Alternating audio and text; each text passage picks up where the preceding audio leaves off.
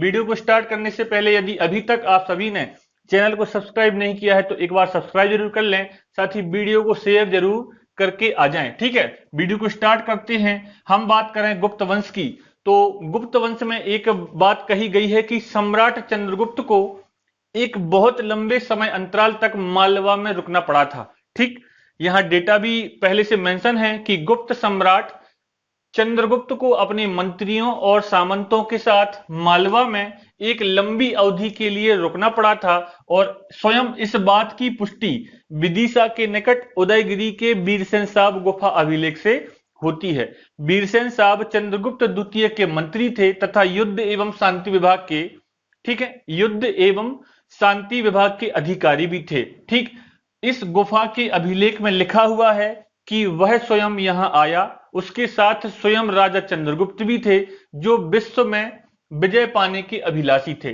ठीक है, इस बात की पुष्टि उदयगिरी के वीरसेन साहब गुफा अभिलेख से मिलती है। इसके बाद हम बात करें तो गुप्तकालीन पुरातात्विक साक्ष्यों की या फिर गुप्तकालीन मंदिरों की जो हमें खोज के दौरान मिले थे। जबलपुर जिले में तिगवा का विष्णु मंदिर जो कि गुप्तकालीन मंदिर है, अजयगढ़ का नचना कोठार स्थित पार्वती मंदिर एवं सांची का बौद्ध मंदिर, यह सभी गुप्तकालीन मंदिर हैं। ठीक है, इसके बाद कुछ अभिलेख प्राप्त हुए जो कि गुप्तकालीन अभिलेख थे, जैसे मंदसौर अभिलेख, और मंदसौर के इस अभिलेख में कुमार गुप्त, ठीक है, कुमार गुप्त द्वितीय के समकालीन यह मंदसौर अभिलेख है जिसमें दसपुर में सूर्य मंदिर निर्माण की बात कही गई है। इसके बाद उदयगिरी अभिलेख जो कि रायसेन जिले में स्थित है। ठीक है, उदयगिरी अभिलेख जो कि रायसेन जिले में स्थित है, इसमें शंकर नामक व्यक्ति के द्वारा ठीक है, पार्श्वनाथ की प्रतिमा स्थापित करने की बात कही गई है। इसके बाद हम देखें सांची अभिलेख जो कि सांची में स्थित है। ठीक, उसके बाद तुमैन अभिलेख जो कि गुना में स्थित है, एवं एरण अभिलेख जो कि एरण सागर में स्थित है, और यह एरण अभिलेख हूणों की उपस्थिति को दर्शाता है। ठीक है, तो इतने अभिलेख गुप्तकालीन अभिलेख थे। गुप्त काल के बारे में हमने चर्चा की। ठीक है, इसके बाद हम देखें ओलिकार वंश की। ठीक है, ओलिकर वंश की, तो ओलिकर वंश को मालवा का नाम देने का अधिकार प्राप्त है, अर्थात मालवा के ओलिकरों की एक शाखा ने अपना राज्य दसपुर मंदसौर को राजधानी बनाकर स्थापित किया था। ठीक है, मालवा के ओलिकरों की एक शाखा ने अपना राज्य दसपुर मंदसौर को राजधानी बनाकर स्थापित किया था। मालवा नाम देने का श्रेय ओलिकरों को दिया जाता है।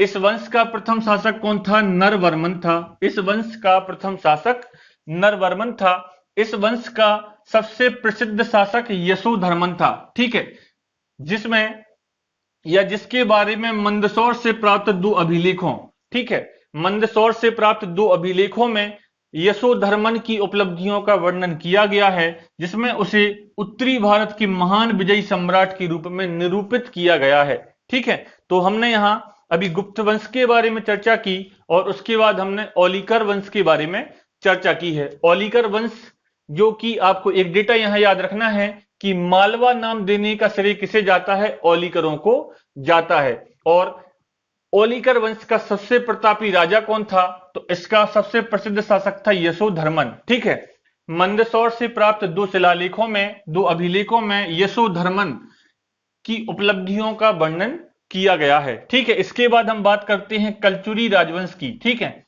कलचुरी राजवंश की, जिसको पढ़ने के लिए हमें इसकी दो शाखाओं को देखना पड़ेगा। इसकी दो विभिन्न शाखाएं थी, एक थी माहिष्मती शाखा और दूसरी शाखा थी त्रिपुरी शाखा। ठीक है, तो हम माहिष्मती शाखा की बात करें तो पुराणों में है कलचुरियों का उल्लेख मिलता है। ठीक है, पुराणों में है कलचुरियों का उल्लेख मिलता है जो कार्तवीर्य अर्जुन के वंशज थे। जो कार्तवीर्य अर्जुन के वंशज थे। इस वंश के केवल 3 शासकों के नाम अभी तक ज्ञात हुए हैं, कृष्णराज, शंकरगढ़ एवं बुद्धराज। ठीक है, इसके बाद यहां देखें तो वास्तविक संस्थापक इस वंश का, इस राजवंश का वास्तविक संस्थापक कृष्णराज था। कृष्णराज के चांदी के सिक्के नासिक, अमरावती, बैतूल एवं जबलपुर से प्राप्त हुए हैं। ठीक है, अब बात करते हैं कि पुराने जो वीडियो हमने आपको अपलोड किया था उसमें हमने मध्य प्रदेश के मौर्यकालीन इतिहास तक चर्चा की थी, लेकिन उसके बाद सातवाहन वंश, कुषाण वंश, शुंग वंश, इन सभी वंशों की चर्चा रह गई थी। वैसे उनका उल्लेख मध्य प्रदेश के इतिहास में कम मिलता है, लेकिन यदि सातवाहन वंश की बात करें तो सातवाहन वंश के शासकों द्वारा जो शीशे के सिक्के चलाए गए थे वह मध्य प्रदेश के त्रिपुरी अर्थात जबलपुर से प्राप्त हुए हैं। ठीक है, उतना और डेटा आगे महत्वपूर्ण नहीं था, इसलिए हमने उसके आगे आपको छोड़ दिया था। देन आज हमने गुप्त वंश से स्टार्ट किया था। ठीक, तो हम कलचुरी राजवंश देख रहे हैं। इसकी दो शाखाएं थी, माहिष्मती शाखा और एक दूसरी शाखा थी त्रिपुरी शाखा। पुराणों में है कलचुरियों का उल्लेख मिलता है जो कार्तवीर्य अर्जुन के वंशज थे। ठीक है, और इस वंश के केवल 3 शासकों के नाम ज्ञात हुए हैं, कृष्णराज, बुद्धराज और शंकरगढ़। ठीक है, इस वंश का वास्तविक संस्थापक कृष्णराज था। कृष्णराज के चांदी के सिक्के नासिक, अमरावती, बैतूल और जबलपुर से प्राप्त हुए हैं। ठीक, इतना डेटा हमें अभी तक याद रखना था। लेकिन एक पॉइंट और मिलता है कि जो कृष्णराज ने जो सिक्के चलवाए थे उन सिक्कों पर एक तरफ राजा की आकृति तथा दूसरी तरफ नंदी की आकृति वर्णित थी। ठीक है, तो ध्यान यहां रखना है कि कृष्णराज द्वारा चलाए गए सिक्कों पर एक तरफ राजा की आकृति वर्णित होती थी तथा दूसरी तरफ नंदी की आकृति वर्णित थी। ठीक, इसके बाद हम बात करें त्रिपुरी शाखा की। ठीक, त्रिपुरी शाखा की यदि हम बात करें तो कलचुरी वंश का सुयोग्य एवं वास्तविक संस्थापक कोकल्य प्रथम था, जो कि आपको याद रखना है। कई बार एग्जाम्स में इसी का नाम पूछा गया था कि कोकल्य वंश या फिर कोकल्य प्रथम कौन था, तो कलचुरी वंश का वास्तविक एवं सुयोग्य संस्थापक था। ठीक है, कलचुरी वंश का सुयोग्य एवं वास्तविक संस्थापक कोकल्य प्रथम था। ठीक, जो कि कन्नौज के प्रतिहार राजा भोज से युद्ध किया था। ठीक है, जो कि कन्नौज के प्रतिहार राजा भोज प्रथम से युद्ध किया था। उसके बाद युवराज देव प्रथम साहित्य का महान आश्रयदाता था। ठीक है, उसके बाद एक नया शासक आता है युवराज देव प्रथम, जो कि साहित्य का महान आश्रयदाता था। भेड़ाघाट में अपनी राजधानी के समीप ही, किसकी बात यहां पर चल रही है, युवराज देव प्रथम की। ठीक है, भेड़ाघाट में अपनी राजधानी के समीप ही उसने एक गोलाकार एवं खुले अर्थात छत रहित, ठीक है, उसने गोलाकार एवं खुले 64 योगिनी मंदिर का निर्माण कराया था, जिसे गोलकी मंदिर भी कहा जाता है। ठीक है, इतना डेटा आपको याद रखना था कलचुरी राजवंश से। कलचुरी राजवंश को हमने कैसे देखा, माहिष्मती शाखा में, जिसमें हमने कृष्णराज के बारे में पढ़ा। उसके बाद हमने देखा त्रिपुरी शाखा में, जिसमें हमने कोकल्य प्रथम की बात की। कोकल्य प्रथम के बाद देवराज प्रथम, ठीक है, या युवराज देव प्रथम के बारे में हमने चर्चा की। युवराज देव प्रथम ने ही क्या कराया था, 64 योगिनी मंदिर का निर्माण कराया था। ठीक है, अब हम चलते हैं चंदेल वंश के बारे में, और जिसे हमें महत्वपूर्ण तरीके से पढ़ना है, जो कि हर एक डेटा क्योंकि चंदेल वंश का महत्वपूर्ण है। ठीक है, अब चंदेल शासकों की बात करें तो चंदेल शासक आरंभ में प्रतिहारों के सामंत थे। चंदेल शासक आरंभ में प्रतिहारों के सामंत थे। वे स्वयं को चंद्र देवता एवं काशी के गहरवार नरेश के राजपुरोहित, ठीक है, ध्यान से समझना, चंदेल शासक आरंभ में प्रतिहारों के सामंत थे। वे स्वयं को चंद्र देवता एवं काशी के गहरवार नरेश के राजपुरोहित की पुत्री हेमवती की संतान मानते थे। वे चंद्र देवता एवं हेमवती की संतान मानते थे। ठीक है, इसके बाद यहां पर लिखा हुआ है, इस राजवंश की प्राचीन राजधानी खरजुरवाहक थी। इस राजवंश की प्राचीन राजधानी खरजुरवाहक अर्थात वर्तमान खजुराहो थी। ठीक, चंदेल वंश का संस्थापक कौन था, नन्नुक था। चंदेल वंश का संस्थापक नन्नुक था। इसके पश्चात उसका पुत्र वाकपति राजा बना। ठीक है, और वाकपति के बाद वाकपति का पुत्र जयशक्ति या जेजाक या फिर जैसे जेजा कहा जाता था, वह राजा हुआ। ठीक है, जिसके नाम पर चंदेलों का प्रदेश क्या कहलाया, जेजाक भुक्ति अर्थात वर्तमान बुंदेलखंड कहलाया। ठीक, यशोवर्मन, ठीक है, जो कि हर्षदेव का पुत्र था। यशोवर्मन ने खजुराहो के चतुर्भुज मंदिर का निर्माण कराया। ठीक है, यशोवर्मन ने खजुराहो के चतुर्भुज मंदिर का निर्माण कराया, जो कि एग्जाम्स में कई बार पूछा गया है कि खजुराहो के चतुर्भुज मंदिर का निर्माण किसने कराया था। ठीक, अब इसके बाद यशोवर्मन का उत्तराधिकारी अर्थात यशोवर्मन का पुत्र राजा धंग चंदेल वंश का सर्वाधिक प्रतापी राजा था। राजा धंग चंदेल वंश का सर्वाधिक प्रतापी राजा था। इसने या फिर इसके शासनकाल में पार्श्वनाथ एवं विश्वनाथ नामक दो श्रेष्ठतम मंदिरों का निर्माण किया गया। ठीक है, इसके शासनकाल में दो श्रेष्ठतम मंदिरों पार्श्वनाथ एवं विश्वनाथ मंदिरों का निर्माण किया गया। इसके बाद की यदि बात करें तो राजा गंड ने जगदम्बी नामक वैष्णव मंदिर, ठीक, जगदम्बी नामक वैष्णव मंदिर एवं चित्रगुप्त नामक सूर्य मंदिर का निर्माण करवाया। ठीक, और चंदेल वंश के अंतिम सबसे प्रतापी शासक की बात करें तो वह थे परमार्दी देव। ठीक है, जिनके दो वीर सेनापति हुआ करते थे आला एवं ऊदल। ठीक है, 1182 तक अर्थात परमार्दी देव ने अपने प्रारंभिक 16 वर्षों तक शांतिपूर्ण तरीके से शासन किया, लेकिन 1182 ईस्वी में दिल्ली के चौहान शासक पृथ्वीराज चौहान ने जेजाग भुक्ति पर आक्रमण कर दिया, जिसमें वीर सेनापति आला एवं ऊदल ने कड़ी टक्कर दी, लेकिन अंत में विजय पृथ्वीराज चौहान की हुई। ठीक है, तो इतना डेटा हमने अभी तक देखा। इसके बाद हम मालवा के परमार वंश की चर्चा करेंगे और उसके बाद आगे चलेंगे। ठीक है, चलते हैं आगे।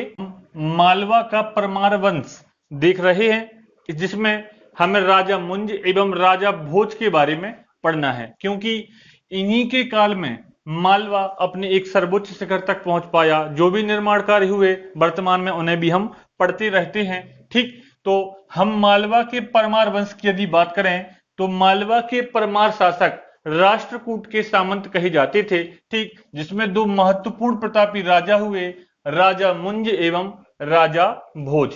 ठीक, तो राजा मुंज एक महान योद्धा, विद्वान एवं सुयोग्य शासक थे। ठीक, इनके काल में या इनके समय पर मालवा में स्वर्ण युग का आरंभ हुआ। उसने धार में मुंज सागर झील का निर्माण करवाया। ठीक, किसने? राजा मुंज ने धार में मुंज सागर झील का निर्माण करवाया। इसके अतिरिक्त मुंज के द्वारा महेश्वर, उज्जैन, ओमकारेश्वर और धर्मपुरी में भी सुंदर मंदिरों का निर्माण किया गया। ठीक, अब यदि हम चर्चा करें मालवा के परमार वंश की या फिर उसके बाद, तो इतिहास मध्य प्रदेश के इतिहास में महत्वपूर्ण रह जाता है बघेलखंड राज्य और मध्य प्रदेश का आधुनिक इतिहास, जिसे हम कल की वीडियो के द्वारा शुरू करेंगे। ठीक है, इसके बाद मध्य प्रदेश का इतिहास लगभग कंप्लीट यहां पर हो जाएगा। ठीक, तो मालवा के परमार वंश में राजा मुंज के बारे में हमने देखा कि वह महान योद्धा, विद्वान एवं सुयोग्य शासक था। उसके काल में मालवा में स्वर्ण युग का आरंभ होता है। धार में मुंज सागर झील का निर्माण करवाया जाता है।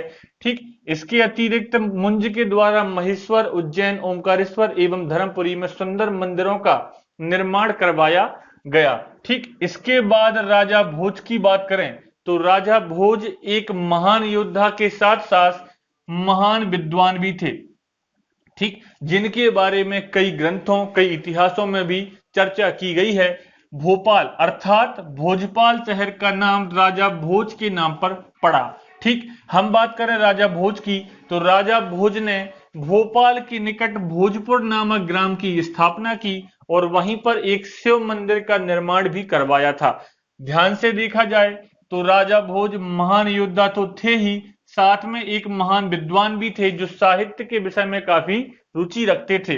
उन्होंने राजा भोज ने भोपाल के निकट भोजपुर नामक ग्राम बसाया, अर्थात ग्राम की स्थापना की भोजपुर नामक, और वहीं पर शिव मंदिर का निर्माण भी करवाया था। ठीक है, आईने अकबरी के अनुसार राजा भोज की राज्यसभा में 500 विद्वान थे। राजा भोज की राज्यसभा में 500 विद्वान थे, जिनमें से कौन कौन प्रमुख थे? धनपाल एवं उबत आदि प्रमुख विद्वान थे। ठीक है, किस ग्रंथ के अनुसार? तो आईने अकबरी के अनुसार राजा भोज की राज्यसभा में 500 विद्वान थे। इन 500 विद्वानों में से, ठीक है, उबत एवं धनपाल आदि प्रमुख थे। इसके बाद राजा भोज ने धार में संस्कृत के पठन पाठन के लिए, ठीक है, संस्कृत के पठन पाठन के लिए एक संस्कृत विद्यालय की स्थापना की थी, जिसे भोजशाला जिसे भोजशाला कहा जाता है, और यहीं पर राजा भोज ने सरस्वती मंदिर, यहीं पर राजा भोज ने सरस्वती मंदिर का भी निर्माण करवाया था। ठीक है, इसके बाद यदि चर्चा करें तो राजा भोज ने त्रिपुरी के कलचुरी नरेश गांगेय देव को परास्त किया था। ठीक, राजा भोज ने त्रिपुरी के कलचुरी नरेश गांगेय देव को परास्त किया था। इसके बाद सोमेश्वर प्रथम ने राजा भोज को परास्त कर दिया था। ठीक है, सोमेश्वर प्रथम ने राजा भोज को परास्त कर दिया था, और उसी के बाद क्या होता है कि चालुक्य शासक भीम तथा त्रिपुरी के कलचुरी राजा लक्ष्मीकर्ण ने संयुक्त रूप से मालवा पर आक्रमण कर दिया। 1053 ईस्वी की यह बात थी। ठीक है, जिसमें राजा भोज की मृत्यु हो जाती है, और मालवा का परमार वंश लगभग नष्ट होने की कगार पर आ जाता है। ठीक है, तो हमें मालवा के परमार वंश में केवल 2 राजाओं को पढ़ना है। यहां से अन्य एग्जाम चाहे पीएससी हो चाहे एमपीएसआई हो, भर भर कर प्रश्न काफी मात्रा में पूछे गए, चाहे राजा भोज के निर्माण कार्य हों, ठीक, या फिर राजा मुंज के। तो इसके बाद हम कल बघेल राज्य की अर्थात बघेलखंड की स्थापना देखेंगे, देन मध्य प्रदेश का आधुनिक इतिहास पर चर्चा करेंगे। जैसे हम बात करें तो बघेलखंड राज्य की, तो गुजरात के 2 भाइयों, गुजरात से आए 2 भाइयों भीमल देव एवं भीसल देव ने बघेलखंड राज्य की स्थापना की थी मध्य प्रदेश में। ठीक, जिसकी चर्चा हम कल से स्टार्ट करेंगे। यदि मध्य प्रदेश का इतिहास आपको इंटरेस्टिंग लग रहा हो या आपको वीडियो अच्छी लगी हो तो जरूर वीडियो को शेयर कीजिए।